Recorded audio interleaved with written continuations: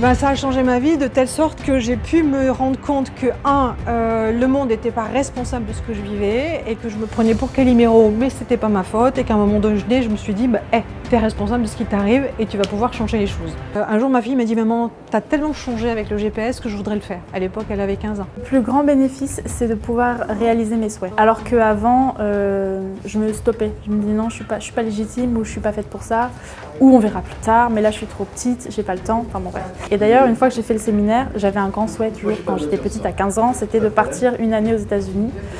Et je me suis autorisée de faire ça. Donc l'année suivante, je suis partie 1 an aux États-Unis en famille d'accueil, et ça a été, c'est là où je me suis dit, ok, il y a révolution avec ce coaching, quoi.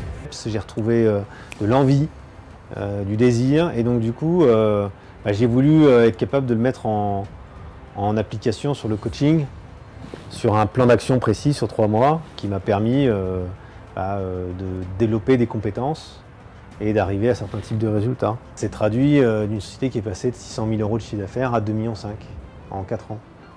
Donc faire 1 x 4. Je me suis rendu compte de quelque chose sur moi et qui a fait qu'après c'était... En fait, même à 15 ans, je me suis rendu compte de comment je fonctionnais, et que si je perdurais dans ce schéma-là, ma vie allait être ratée. Enfin, ratée entre guillemets, dans le sens où c'est pas du tout la vie que j'aurais voulu avoir, que j'imaginais avoir, même à 15 ans. M'a rendue plus sereine, c'est-à-dire que quand j'ai fini le séminaire, à un moment donné, j'ai dit, attends Philippe, c'est curieux, parce que c'est comme si j'avais de l'espace de libre dans mon cerveau. C'est comme si les histoires que je me raconte depuis tellement longtemps se sont arrêtées, mais si elles sont arrêtées, ça a laissé la place à du vide. Et je dis, waouh, ça fait un bien fou. Le plus grand bénéfice que j'ai tiré de ça, c'est que jusqu'à 40 ans que je fasse ce séminaire, j'en voulais à la terre entière. Et pour moi, les gens n'étaient pas aimables, je ne pouvais pas aimer les gens.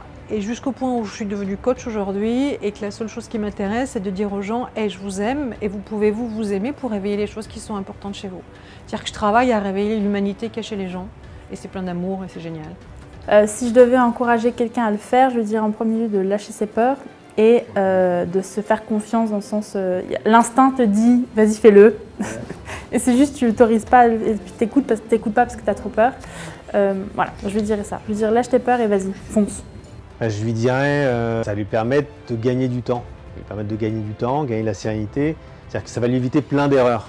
Sachant que dans l'entrepreneuriat, 96% des entreprises font faillite au bout de 10 ans, en moins de 10 ans. Et puis souvent, c'est lié aux dirigeants, à ses décisions, à ce qu'il prend. Et en fait, là, ça va permettre de prendre des décisions qui sont claires. Alors, si je devais en parler à des personnes, et puis j'en parle à des personnes, je leur dirais, écoute, fais confiance, vas-y, parce que je te garantis que ça fera une différence dans ta vie aujourd'hui. Et je suis à 100% dans ce que je te dis, et c'est un vrai challenge, c'est une vraie gageure que je prends, mais vas-y, fais-le. Do it. Do it. Do it.